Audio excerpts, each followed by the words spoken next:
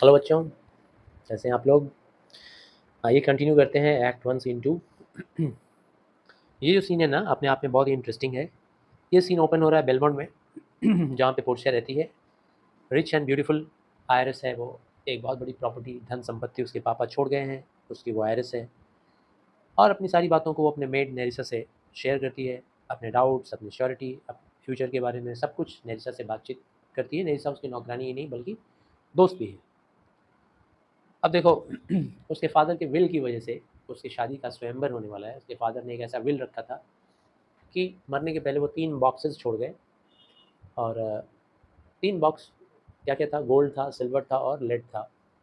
उस बॉक्स के अंदर उन्होंने कुछ सीक्रेट रखा था और उनका मानना था कि जो भी करेक्ट कैसेट को चुनेगा, करेक्ट बॉक्स को चुनेगा, वही हमारी बेटी से शादी करने के लायक होगा। अब एक ऐसी औरत, एक ऐसी लड़की जिसको खुद का चॉइस से अपना हस्बैंड चुनने का भी पॉसिबिलिटी नहीं है, उसका मेंटालिटी देखें। हम लोग आगे पढ़ें तो एक्ट 1 सीन 2 देखिए, इसमें नेरिसा और पोर्शिया के बारे में क्या बातचीत हो रही है। तो पोर्शिया कहती है सबसे पहले, ट्रूली नेरिसा, बाय माई ट्रॉथ का मतलब होता है ट्रूली, सच में नेरिसा, ये जो मेरा छोटा सा बॉडी है ना, is a weary of this great world. अब ये इस दुनिया को झेल नहीं पा रहा है, थक गया हूँ यार, थक गई हूँ। नेरिसा कहती है, अभी कहाँ थकी मैडम, थकती तो तब ना जब आपकी ज़िंदगी में बहुत सारा माइजरीज होता, बहुत दुख होता, परेशानी होता। जितना आपके लाइफ में गुड फॉर्चून्स है, उतना अगर आपके लाइफ में माइजरीज होता तब आप थकती। देखिए मैंने देखा है, मतलब नेरिसा अपने आप को फिलोसफर समझ के बता रही है, नौकरानी है। जैसे बेसानियो का ग्रेशियनो बता रहा था, वैसे ही नेरिसा बता रही है, पोर्शिया वो कहती है। जहाँ तक मैंने देखा है कि जो लोगों के पास बहुत ज़्यादा धन संपत्ति होता है ना, वो भी उतने ही बीमार और परेशान रहते हैं जितना वो लोग जिनके पास कुछ होता ही नहीं है।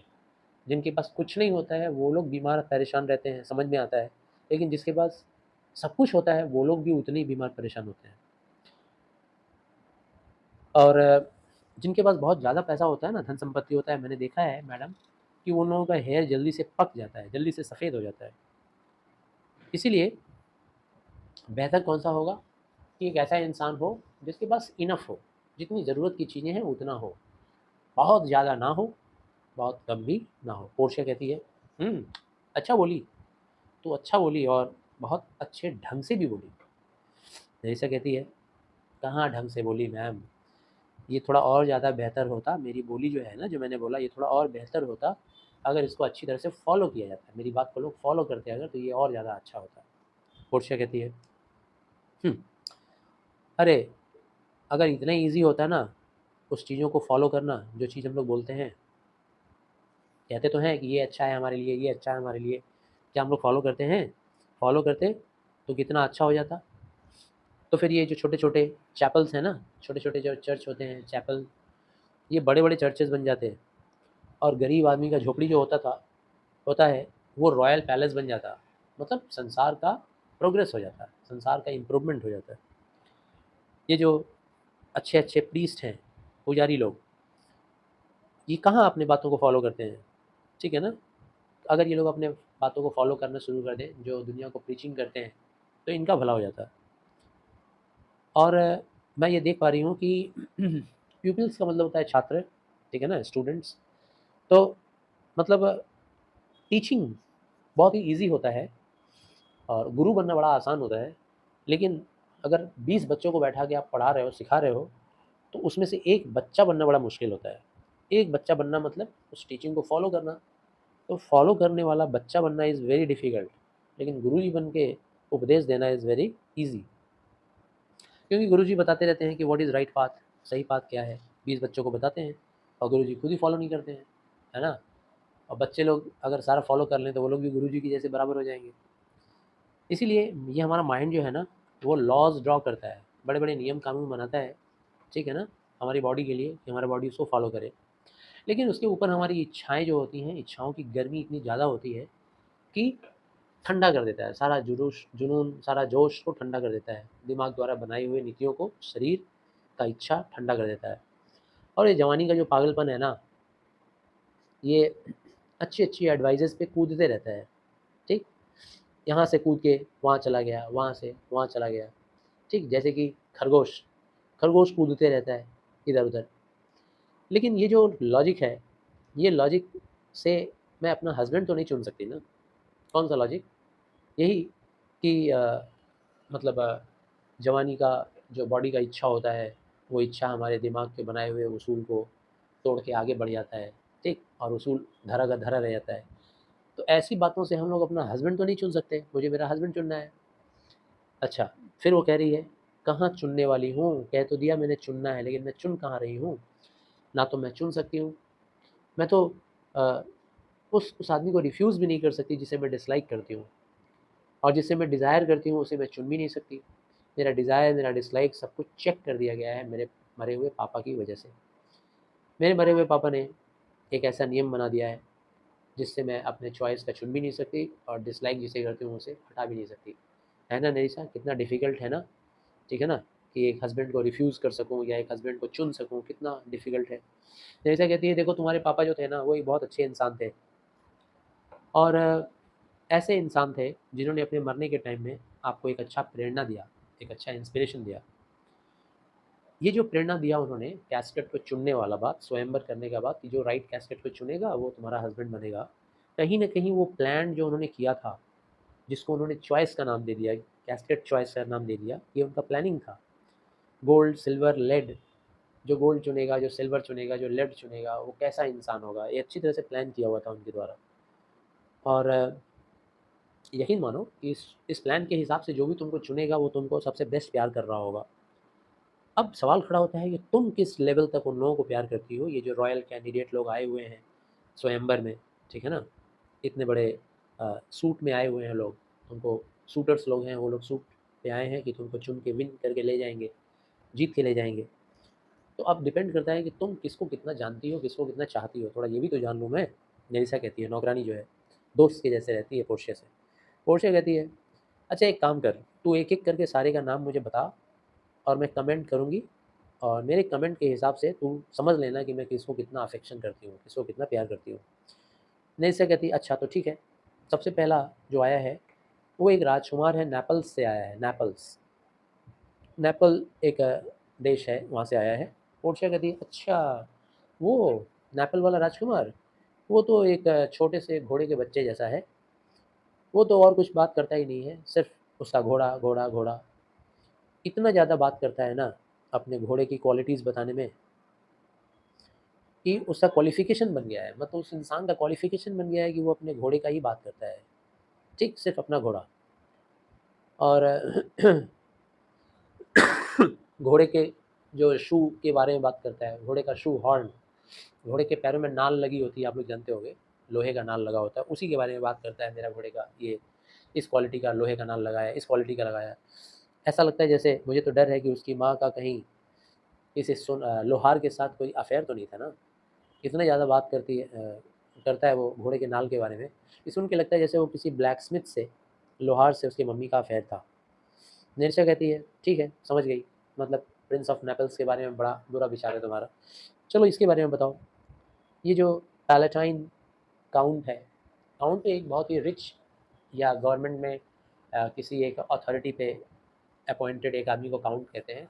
तो पैलेटाइन काउंट जर्मनी का था, उसके बारे में पूछ रही है कि चलो उसके बारे में बताओ। पोर्शिया कहती है, उसके बारे में क्या बताएँ यार?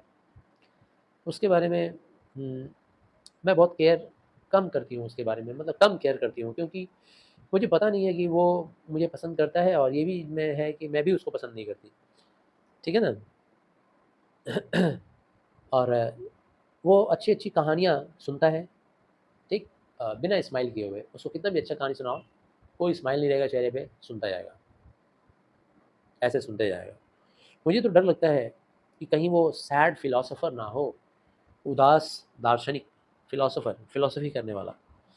जब वो बुढ़ा हो जाएगा, तो मुझे डर है कि वो बहुत ही दुखी रहने वाला एक फिलॉसफर बन जाएगा ज़िंदगी के बारे में, और उसके जवानी का जितना अनप्लीज़ेंट कहानी रहेगा वो सब बुढ़ापे में दोहराएगा। मेरे बुढ़ापे में मेरे जवानी में मैंने ये दुःख झेला, वो दुःख झेला, सब दुःख के बारे में बताएगा।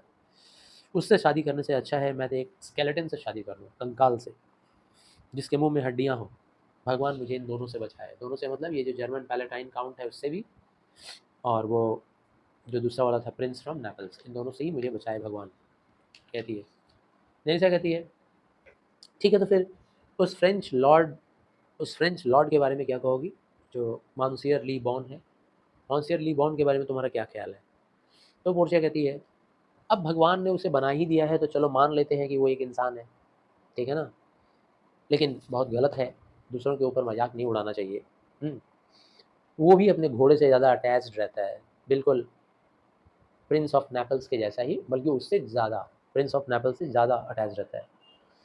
और वो जर्मन काउंट के ऊपर ज़्यादा फ्रॉन करता है। फ्रॉन मतलब इस तरह से फ्रॉन करना, ये भावों को उठा लेना, गुस्से में, ईर्ष्या में फ्रॉन करते हैं। तो वो जर्मन काउंट के ऊपर फ्रॉन भी करता है। उसके अंदर हर आदमी का फॉल्ट है। मतलब जर्मन काउंट जो था ना, वो तो फिलोसोफर जैसा है, सैड फिलोसोफर, उसके जैसा ये भी है। अच्छा, प्रिंस ऑफ नेपल्स के जैसा भी है। और वो क्या कहते हैं, दोनों की क्वालिटी है। मतलब इसमें सबकी बुराई भरी हुई है। He has every man's fault, लेकिन खुद का रूप में वो इंसान है ही नहीं। अपनी तमाम बुराइयां भरी हुई हैं दूसरों की, लेकिन अपनी अच्छाई तो उसके अंदर है ही नहीं। अगर कोई ट्रस्ट गाना गाए ना, ट्रस्ट एक सॉन्ग बर्ड होता है, अगर कोई ट्रस्ट गाना गाए तो वो खुशी के मारे कूदने लगता है और अपने ही शैडो को देख कर डर जाता है और तलवार निकाल लेता है। उससे अगर मैं शादी करूँगी ना, तो समझ ले भाई कि मैं 20 लोगों से शादी कर रही हूँ। उसके अंदर इतने लोगों की कैरेक्टर्स हैं, इतने लोगों की क्वालिटीज़ हैं, और अगर वो मुझे प्यार करेगा ना, तो पागलों की तरह प्यार करेगा, मैं जानती हूँ। तो पागलों की तरह प्यार करेगा तो भाई मैं तो उसको प्यार कर नहीं पाऊँगी। पागलों की तरह क्या, वैसे भी थोड़ा भी प्यार नहीं कर पाऊँगी। तो चल इसको भी रिजेक्ट कर, हटा। मेरी से कहती है ठीक है, उसके बारे में कैसे सोचती हो? Falconbridge, young baron from England, England का जो फैल्कन ब्रिज है उसके बारे में, ये चौथा कैंडिडेट है। पोर्शिया कहती है तू तो जानती है इसके बारे में मैं कुछ बोलने वाली नहीं, क्योंकि ये ना तो मुझे समझता है, ना मैं इसे समझ पाती हूँ। क्योंकि ना ये लैटिन जानता है, लैटिन लैंग्वेज, ना फ्रेंच लैंग्वेज जानता है, ना इटालियन जानता है। तो अब तू ही समझ ले कि अ, ये मतलब इसका इंग्लिश में अंडरस्टैंडिंग बहुत ही कम है। तो भाई मैं तो इंग्लिश वर्ल्ड हूँ, तो इसका तो इंग्लिश में कोई कॉन्सेप्ट ही नहीं है, मतलब कोई पकड़ ही नहीं है। हाँ, फिगर जो मैन का है वो फाइन है इसका। और कॉन्वर्जेशन भी कर लेता है दूसरों से, दूसरे इंसानों से, साइंस के ज़रिए बात कर लेता है। साइन मतलब साइन लैंग्वेज होता है ना, इशारों में, ऐसे ऐसे करके बातें कर लेता है इशारों में। और बहुत अजीबो-गरीब किस्म से ड्रेस पहनता है। तो मुझे लगता है कि ये जो अपना जैकेट लाया हुआ है ना, ये इटाली से लाया हुआ है, और इसका घोड़ा जो है वो फ्रांस का है, इसकी टोपी जो है वो जर्मनी की है, और इसके जो मैनर्स हैं बॉडी के, बॉडी लैंग्वेज जो है, वो ये कहीं और से बोरो करके ले आया है। नेलिसा कहती है वेल, तब फिर तुम अपने स्कॉटिश लॉर्ड के बारे में क्या कहोगी? ये जो स्कॉटिश लॉर्ड है उसके बारे में, स्कॉटलैंड का। पोर्शिया कहती है देखो, ये जो स्कॉटिश लॉर्ड है, मुझे लगता है कि ये अपने नेबर को ज़्यादा प्यार करता है। नेबर मतलब स्कॉटलैंड का नेबर क्या है, इंग्लैंड है, उसको ज़्यादा प्यार करता है। For it took a blow, क्योंकि अ, इसको इंग्लिशमैन से हमेशा ब्लो मिलते रहता है, और ब्लो लेने के बाद कसम उठाया है इसने, स्कॉटिश ये इंसान ने, लॉर्ड ने, कि ये भी इंग्लैंड को ब्लो देगा। ब्लो मतलब घूंसा या बॉक्स, बॉक्स बोलते हैं कान पे, कान के नीचे बॉक्स। तो ये भी कसम उठाया रहेगा कि ये भी लौटाएगा, ठीक है। मेरे ख्याल से फ्रेंचमैन इसकी श्योरिटी है। फ्रेंचमैन बोलने का मतलब क्या है, ये एक तो ऐतिहासिक बात की तरफ बात को घुमाया जा रहा है कि फ्रांस हमेशा, इंग्लैंड और फ्रांस के बीच में जब झगड़ा होता था, तो सॉरी, तो फिर उसमें इंग्लैंड एंड स्कॉटलैंड के बीच में जब होता था झगड़ा, एक मिनट, तो फ्रांस हमेशा स्कॉटलैंड को गारंटी देता रहता था, या फिर यूँ कहिए कि वादा करते रहता था कि आप लड़ो और आप उसको बोलना कि आप भी उसको ब्लो लौटा दोगे। मतलब स्कॉटलैंड को बोलता था फ्रांस कि तुम भी इंग्लैंड को ब्लो लौटाओगे, और स्कॉटलैंड ये बात इंग्लैंड को बोलता था कि हम भी मौका पाएंगे तो तुमको ब्लो लौटा देंगे।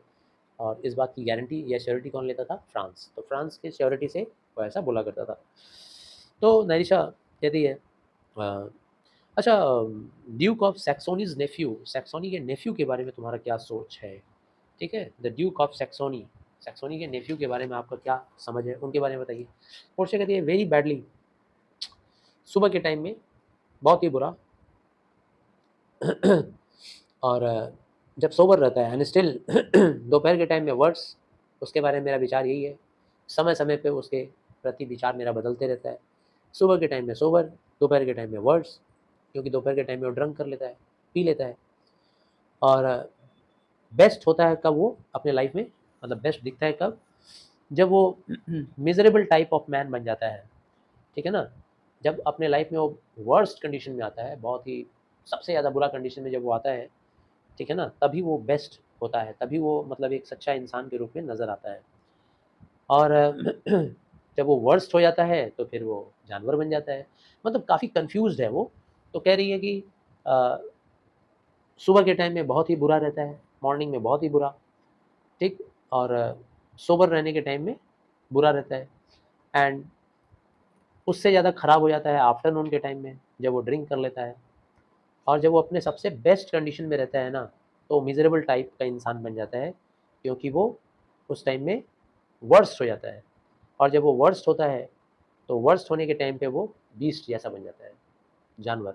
मतलब कन्फ्यूज़िंग है काफ़ी, कि जब अच्छा रहेगा तो वर्स्ट है, बेटर है तो मॉर्निंग में है, ड्रिंक किया रहेगा तो बुरा हो गया, और जब बुरा हो जाता है तो सबसे ज़्यादा जानवर जैसा बन जाता है।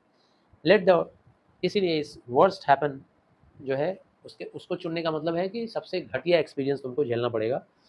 और मैं इसको एक्सेप्ट नहीं करने वाली, ठीक है ना। पोर्शिया उसको डायरेक्टली बोल देती है कि इसको तो एक्सेप्ट नहीं कर सकते। इसके बाद पोर्शिया कहती है, so as a, sorry Portia नहीं, नेरिशा कहती है। तो आई गेस वो कन्फ्यूजन वाला बात आपको समझ में आया होगा। पहले ये नेरिशा की बात को पढ़ने के पहले वो जान लें। वो कहती है कि वो जो इंसान है ना सैक्सोनी का नेफ्यू, तो वो अगर वर्स्ट कंडीशन में, मतलब बेटर जब होता है, अच्छा दिखता है, तो वो अच्छा का मतलब क्या हो गया, इंसान से थोड़ा खराब। और बुरा उसको कब बोलेंगे, समझ लो जानवर से भी खराब। इस बात पे निरिशा क्या कहती है, उसकी बात को फिर निरिशा कहती है कि देखो अगर आप मदद करना चाहती हो अपने पापा के विल पावर को, मतलब उनका जो विल था, पावर नहीं सॉरी, उनका जो विल था तुम्हारे शादी के बारे में, अगर उसमें तुम वॉलंटियर करना चाहती हो, मदद करना चाहती हो चूज़ करने में, तो तुमको राइट कैस्केट चुनने वाले से ही तुमको शादी करना होगा। और अगर ऐसा नहीं करती हो तो तुम अपने पापा के बात को ऑबे नहीं करोगी, ठीक है ना। राइट कैस्केट चुनने वाले को तो तुमको एक्सेप्ट करना ही पड़ेगा। अब ये बोलने से क्या फ़ायदा कि ये इसमें ये बुराई है, वो बुराई है, वो बुराई है। पोर्शिया कहती है ठीक है, सेफगार्ड के रूप में, कि हमारे साथ वर्स्ट ना हो जाए, हमारे साथ बहुत बुरा ना हो जाए, प्लीज़ एक बड़ा सा ग्लास ले आओ, राइन वाइन मतलब रेड वाइन का, ठीक है ना। और उस रॉन्ग कैस्केट पे रख दो, जो भी रॉन्ग कैस्केट है, ठीक है ना, उसके ऊपर रख दो। क्योंकि जो शैतान भी होगा ना, अगर वो कैस्केट को चुनने आएगा, तो टेम्पटेशन में ज़रूर पड़ेगा। उसको लत होगी शराब पीने की, राइन वाइन की। और जैसे ही देखेगा कि राइन वाइन यहाँ है, तो उस रॉन्ग कैस्केट को ही चुनेगा, क्योंकि उसके ऊपर शराब रखा होगा, और उसको चुन लेगा। तो मैं ऐसा करूँगी अगर, तो हमको बेहतर रहेगा। मतलब हम एक ड्रंकर्ड से शादी नहीं करना चाहते हैं, ठीक है ना। तो ये जो मुझको सलाह दे रही हो कि जो भी मुझसे चुनेगा हमको शादी करना ही पड़ेगा, ठीक है, मैं अपने पापा की बात को मानती हूँ, उनकी बात को वैल्यू भी दूँगी। लेकिन कोई ड्रंकर्ड आदमी हमसे शादी ना कर दे, जो एकदम दिन रात पीकर उथल-पुथल मचाते रहता है, इधर-उधर गिरा रहता है, जानवर के जैसा बिहेव करता है। प्लीज़ ऐसा कुछ करो कि रॉन्ग कैस्केट के ऊपर शराब रख दें हम लोग, और उसको टेम्प्टेड हो जाए और वो शराब को देख के उसी रॉन्ग कैस्केट को चुन ले, और मैं बच जाऊँ। मेरे से कहती है, डरो मत लेडी, और तुमको इन्हीं किसी लॉर्ड्स में से, काउंट्स में से किसी न किसी को एक्सेप्ट करना है। उन लोगों ने मुझे इन्फॉर्म किया है उनके डिसीज़न के बारे में, ठीक है ना, कि वो लोग जल्दी से अपने घर लौटना चाहते हैं, और आपको ज़्यादा देर तक ट्रैवल नहीं करना चाह रहे हैं यहाँ ठहर कर, ठीक। और वो लोग चाह रहे हैं कि जल्दी से अपना शूटर जो बनने के लिए वो लोग आए हैं यहाँ पे स्वयंवर करने के लिए, वो लोग चाहते हैं कि जल्दी से स्वयंवर हो जाए और वो लोग अपने-अपने घर चले जाएँ, ठीक है ना। तो ऐसा आप कुछ करो कि जल्दी से ये मैटर सॉल्व हो जाए। और जब तक आप जीती नहीं जाओगी, जब तक आपको जीत नहीं नहीं लिया जाएगा, ठीक है ना, किसी भी इन लोगों के द्वारा, ठीक है ना, तुम्हारे पापा के चॉइस के हिसाब से, तब तक ये लोग कैसे लौटेंगे, ठीक? उस मेथड ऑफ कैस्केड के ज़रिए ही तो आपको चुनना है। पोर्शिया कहती है कि अगर मुझे ज़िंदा रहना पड़े ना, इतना लंबे समय तक, बड़े लंबे समय तक, जितना कि पुराने ज़माने की सिबिल ज़िंदा थी, ठीक है ना, तो मैं मर जाना चाहती हूँ। मैं वर्जिन के रूप में ही मर जाना चाहूँगी, डायना के रूप में, ठीक। मेरे पापा ने जो तरीका मुझे मेरे लिए एक्सेप्ट किया है कि मुझे इस तरीके से लोग चुन के ले जाएँ, तो मैं उस तरीके से नहीं चुनी हुई जाना चाहती हूँ। मतलब मैं नहीं चाहती हूँ कि मुझे लोग इस तरीके से चुनें, कोई रॉन्ग इंसान हमको चुन ले। भले ही इसके लिए हमको वर्जिन रहना पड़े, भले ही हमको कुँवारी बना रहना पड़े डायना की तरह से। अब ये डायना कौन है, एंशिएंट सिविल के बारे में क्या है, ये आप लोग कॉन्टेक्स्ट में जो दिया हुआ है नोट वहाँ ज़रूर पढ़ेंगे। ठीक है ना? मुझे बहुत खुशी है कि ये जो क्राउड ऑफ वूअर्स आया हुआ है, ये लोग रीज़नेबल है, क्योंकि उनमें से एक भी ऐसा नहीं है जिसका एब्सेंस का मैं इंतज़ार कर रही हूँ। ठीक है ना? मतलब हमको बहुत खुशी है कि हम चाह रहे हैं कि ये सब के सब लोग जल्दी से यहाँ से फुटें, जल्दी से भागें यहाँ से, क्योंकि उन लोगों ने ऐसा कहा भी है कि वो लोग जल्दी से यहाँ से जाना चाहते हैं ये मैटर को निपटा के। तो मैं बहुत खुश हूँ कि उनमें से ऐसा कोई नहीं है जिसके बारे में मैं इंतज़ार कर रही हूँ या फिर जिसका राह देख रही हूँ मैं। ठीक है ना? तो मैं तो भगवान से मनाती हूँ कि बस उन लोगों का हैप्पी डिपार्चर हो जाए, वो लोग यहाँ से चले जाएँ। निरजा कहती है, आपको याद है या याद नहीं है लेडी, आपके पिताजी के समय में एक वेनेटियन स्कॉलर और एक सोल्जर था। वो इंसान स्कॉलर भी था, बुद्धिमान भी था और एक सिपाही भी था। वो यहाँ आया था अ मॉन्टफेरट के जो मॉर्किस थे, उनके साथ आया था यहाँ। पोर्शिया कह रही है, हाँ, हाँ, मुझे याद, ये बात हो रही है बेसानियो के बारे में। पोर्शिया कह रही है, हाँ, हाँ, मुझे याद है, उसका नाम बेसानियो था। मुझे लगता है उसका नाम बेसानियो था। नैसा बोल रही है, यस मैडम, यस। ये जो जितने इंसान लोग बाहर खड़े हैं ना, ठीक है ना, अ, इन सारे इंसानों के बीच में मेरी ये बेवकूफ़ी वाली भरी हुई नज़रें, ठीक है, जो मैं देख रही हूँ लोगों को, ये सारे के सारे बेवकूफ़ हैं, इनमें से कोई किसी में भी दम नहीं है। लेकिन मुझे वो इंसान डिज़र्विंग लग रहा है, मुझे लग रहा है कि वो आपको जीत सकता है। पोर्शिया कहती है, हाँ, मुझे याद है उस इंसान के बारे में, मुझे याद है और तुम्हारी बातों से मैं सहमत हूँ, ठीक है ना, वो तुम्हारे प्रशंसा के काबिल है। तभी एक सर्वेंट एंटर करता है और आके बोलता है, हेलो मैम, और हेलो करता है और उससे पूछा जाता है, पोर्शिया पूछती है कि व्हाट इज़ द न्यूज़, क्या न्यूज़ है? सर्वेंट कहता है कि जो 4 विज़िटर हैं ना, वो 4 विज़िटर आपको विश कर रहे हैं मिलने के लिए मैडम, ठीक है? क्योंकि वो आपसे आखिरी बार मिलकर यहाँ से चले जाना चाहते हैं। क्योंकि अ, एक एडवांस मैसेंजर आता है फ्रॉम एक 5th 5वें से, 4 तो चले जाना चाहते हैं और 5वें से एक और मैसेंजर आता है, प्रिंस ऑफ मोरक्को। ये जो 5वां आदमी है जिसकी तरफ से मैसेंजर आया है वो प्रिंस ऑफ मोरक्को है। उसी की तरफ से मैसेंजर आता है और वो वर्ड लेके आता है, संदेशा लेकर के अपने मास्टर की तरफ से कि मेरे मास्टर आज रात यहाँ पर उपस्थित होंगे, आज आपके पास वो मिलने के लिए आने वाले हैं। पोर्शिया कहती है, अगर मैं ये 5वें शूटर को वेलकम करूँगी तो शायद मैं थोड़ा खुश होऊँगी, ठीक है ना? लेकिन बाकी के 4 को तो फेयरवेल कर दो, बाकी के 4 को अलविदा कर दो, उनसे छुट्टी ले लो। मुझे अच्छा लगेगा ये 5वां वाला इंसान जो है प्रिंस ऑफ मोरक्को, क्योंकि इसके अंदर थोड़े वर्च्यूज़ हैं। इस थोड़ा सन्यासी टाइप का इंसान है, संत इंसान है, संत अच्छे किस्म का इंसान है। इसके अंदर बस एक ही प्रॉब्लम है, ब्लैक कॉम्प्लेक्शन है।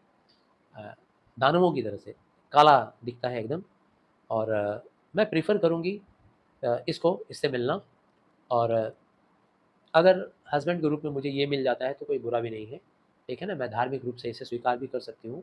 आओ नरिसा, चलो चलते हैं इस इंसान को सर्व करने के लिए और बाकी के 4 लोगों को जल्दी से यहाँ से लौटा देने के लिए। और तभी एक दरवाजे पर नॉक होता है और वो लोग चले जाते हैं। तो एक्ट 1 सीन 2 भी यहाँ पे कंप्लीट हुआ। अब एक्ट 1 सीन 3 हम लोग नेक्स्ट वीडियो में कंप्लीट करेंगे।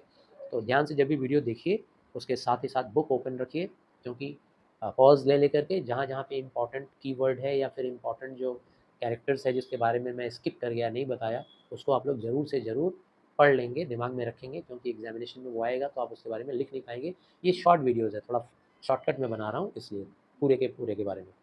थैंक यू बच्चों, प्लीज़ लाइक कीजिए, शेयर कीजिए और वीडियो को सब्सक्राइब कीजिए। अगर अब तक आपने हमारे चैनल को सब्सक्राइब नहीं किया तो सब्सक्राइब भी कीजिए। Thank you very much.